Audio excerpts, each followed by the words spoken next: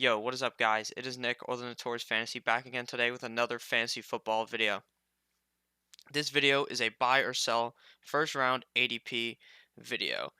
Follow me on Twitter at the Notorious Fantasy. It's on your screen, and then go down below and click that subscribe button and the notification bell to get notified for every single video. If you want to see a mock draft, I did one today. You can go back on the channel and see it. It was uploaded a few hours ago. And let's get right into this video. So, the current ADP right now, Saquon Barkley, based on the PPR Fantasy Football Calculator, is the number 101 draft pick. He's the first pick in the first round.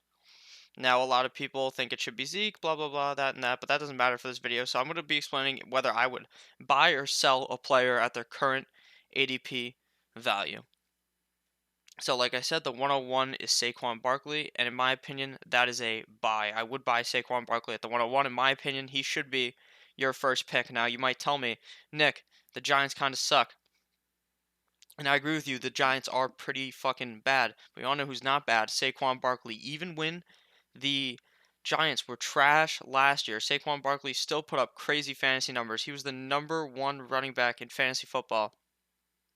He's a guy that I think you're really missing out on if you don't pick him in with the first pick, and I would definitely pick him at the 101 in my opinion, unless something changes, unless he breaks his leg, but that has not happened yet. So I think his value at the 101 is definitely set correct, and I think that when I'm at the 101, I always make that pick. So the 102 currently is Ezekiel Elliott. Now, Ezekiel Elliott is a guy who a lot of people think can be the best running back in fantasy. And I think that he has potential to do that too. But with the holdout news, he is a definite sell. I don't know if he's going to be there for the first game. Will his holdout limit him? Will it make him miss a few games at the beginning of the season? And I don't want to risk that right now. So for that reason, he's a sell. If it comes out this month in August when that he's going to come out and play, and he's going to be there week 1, then he's a buy. He's a great running back. Everything against that used to be against him. Oh, he can't be the 101 because he doesn't catch the ball. That is now there. He does catch the ball. He went from like 36 passes to 95, 98, something like that. So, or 95 targets. And he seems like a running back that could have the 101 potential. But right now, with the risk of him holding out and potentially not being there for the start of the season, I would sell him for that reason exactly. The 103 right now is Christian McCaffrey, run CMC. Now, Christian McCaffrey is a guy that I like a lot. I like him a lot, a lot. I like him. Like, if we're in elementary school, I like him. You know what I'm saying? I'm going to buy the fuck out of him. Buy the shit out of this guy. Because Christian McCaffrey at the 103 is pretty much a steal. He could even be, he may be some people's 101. Their number one ranked running back. He's pretty much half running back, half receiver. He can get 1,000 receiving and 1,000 rushing. He can catch 100 passes. He is just essentially one of the best fantasy PPR running backs out there, if not the best. At the 103, the value is definitely there, and I see no downfalls in CMC's game right now. The only downfall could be if Cam Newton was hurt. He may not catch as many passes because the guy may not be able to dump it off. Will Greer may not be able to dump it off as effectively, but I think that won't affect him too much, and he could still end up. He definitely plays into his value. He has good value here at the 103. And for that reason, he is a definite buy. The 104, Alvin Kamara, also, in my opinion, a buy. Now, he's a guy who, in my opinion, is locked and loaded to be the running back 4 in fantasy. I don't think he can. He could eclipse that, I guess, if a guy like Zeke was to hold out. He'd obviously go top 3. If Christian McCaffrey, Saquon, or Zeke was to get hurt, he'd go above that. But otherwise, I think he's locked and loaded to be the 4th best running back, and he's pretty safe. He doesn't run the ball a lot, which could be something that you would not want to view in standard. You might not like him as much in standard, but this is PPR ADP. We're talking PPR, half PPR.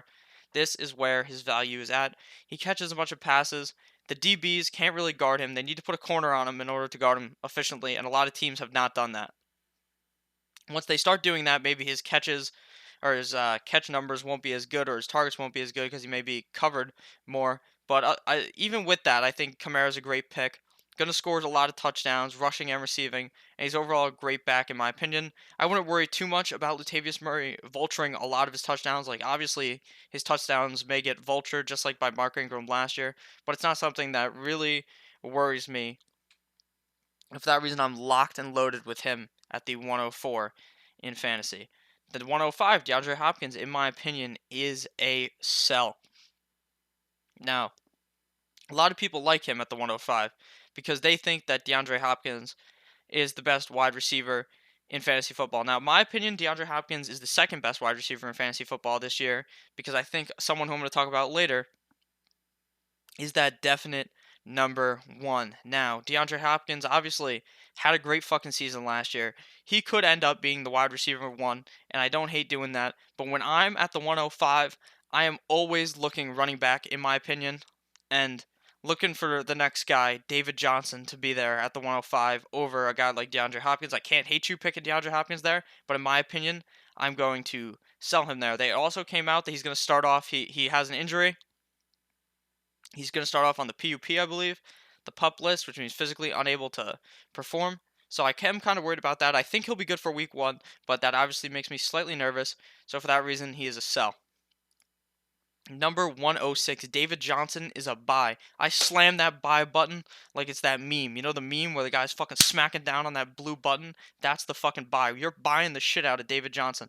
David Johnson in years past was a great running back. Last year, he was on one of the shittiest teams in the NFL. The shittiest team, the Cardinals. They were so ass. They couldn't throw the ball. They couldn't do anything. Their offensive line was just getting fucking plowed in the ass. They couldn't do anything. And David Johnson still prevailed, being pretty good in fantasy. Now, he wasn't great. He wasn't where you drafted him. Some people drafted him third, fourth overall pick, and he didn't uh, give you that much value. But at the 106, in my opinion, he has some great value there, and I would definitely buy him at the 106 in fantasy football this 2019 season. Now, we get to the 107, which is Davante Adams, who is my wide receiver one over DeAndre Hopkins. He is a buy. Now, I like him a lot because Green Bay last year, Aaron Rodgers threw 30 touchdowns, okay? He normally throws way more than 30 touchdowns. His his percentage per pass per touchdown rating was way lower than it normally is. It was, I think, almost half as low as it normally is, half the normal percentage. And I think that even with that, Devontae Adams put up such great numbers. And this year, the Packers are going to be, in my opinion, a better team, more put together their team. And I think that they have a bunch of weapons on the team, so it's not necessarily always Devontae Adams that's going to be catching the ball. They're gonna, he's obviously going to spread the ball out, but Devontae Adams is always his clear number one look. Aaron Rodgers talks about Devontae Adams. He loves that guy. They're best friends, you know, they're buddy, and Devontae Adams is going to end up as the wide receiver one this season. So drafting him at the 107 in fantasy football is obviously a great value for this season. The number 108 is Michael Thomas of the New Orleans Saints. In my opinion, Michael Thomas is a buy candidate. Now, I like him because I think that Breeze is still going to throw the ball to him. He's the clear number one on the team. The number two is either Ted Ginn Jr., the old man, or Traquan Smith. Now, I like Traquan Smith too, but this isn't weird. This is not a I love Traquan Smith video. This is a I love Michael Thomas video because Michael Thomas this year is going to put up, he's so fucking safe that it's actually crazy. He always puts up solid yards. Unless he was to go down, he's going to be a guaranteed top 5 wide receiver, and that's why I like him a lot. Personally, I do like Julio slightly more than him, but I still think at the 108, I would definitely buy Michael Thomas because I don't think he would fall past there in a lot of drafts. Now, the 109 is Le'Veon Bell, the person that the Steelers number one hate. Every Steelers fan will tell you, fuck Le'Veon Bell. You want to know who else is on the fuck Le'Veon Bell train? Me. Fuck Le'Veon Bell, but not really. He may have a great season this year, but I like other guys above him that go in the second round that I'm going to talk about in tomorrow's video.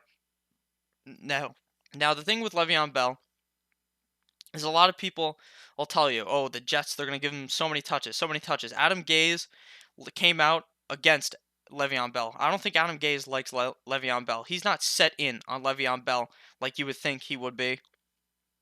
And I just think other guys around the area of Le'Veon Bell, like Mixon or Connor, could even finish higher than Le'Veon Bell, in my opinion. And with the pick 109, I would not be comfortable picking Le'Veon Bell in that situation.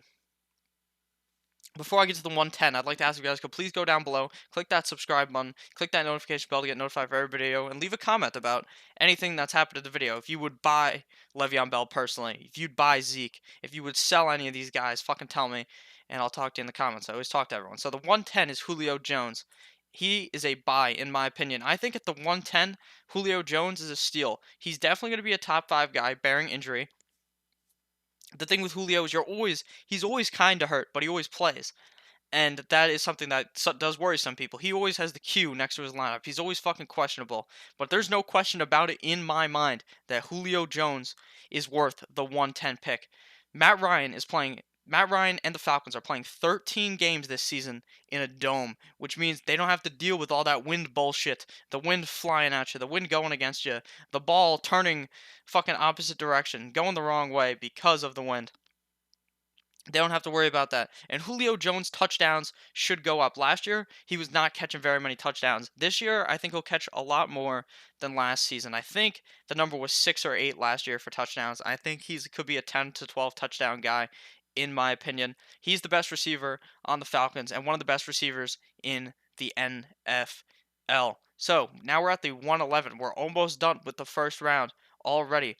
And the 111 is Melvin Gordon. If I recorded this video 3 weeks ago, Melvin Gordon would be a complete and utter buy. I would have bought the shit out of him at the 111. But at the 111 right now, I cannot pay the price for Melvin Gordon. Can't pay the price.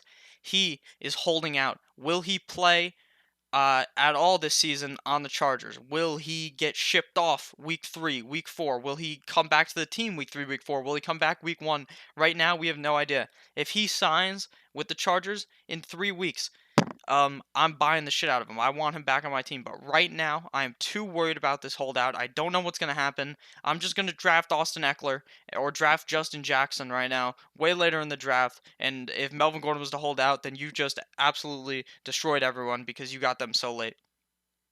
If Melvin Gordon does end up not holding out, like I said, he's definitely worth the pick. But right now, he scares me just like how Zeke scares me. Zeke scares me less than Melvin Gordon, in my opinion. Now the 112, Tyreek the Freak Hill, an absolute legend.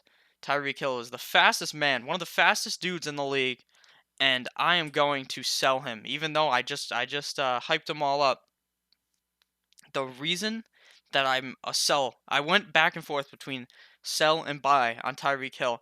Tyreek Hill is too inconsistent, in my opinion, to draft him at the 112. Now he's gonna go between the 112 and like the 2-4. So maybe at like the 2-4 I'd be willing to buy him because he's not my first pick, but obviously you can pick someone after Tyreek Hill immediately after.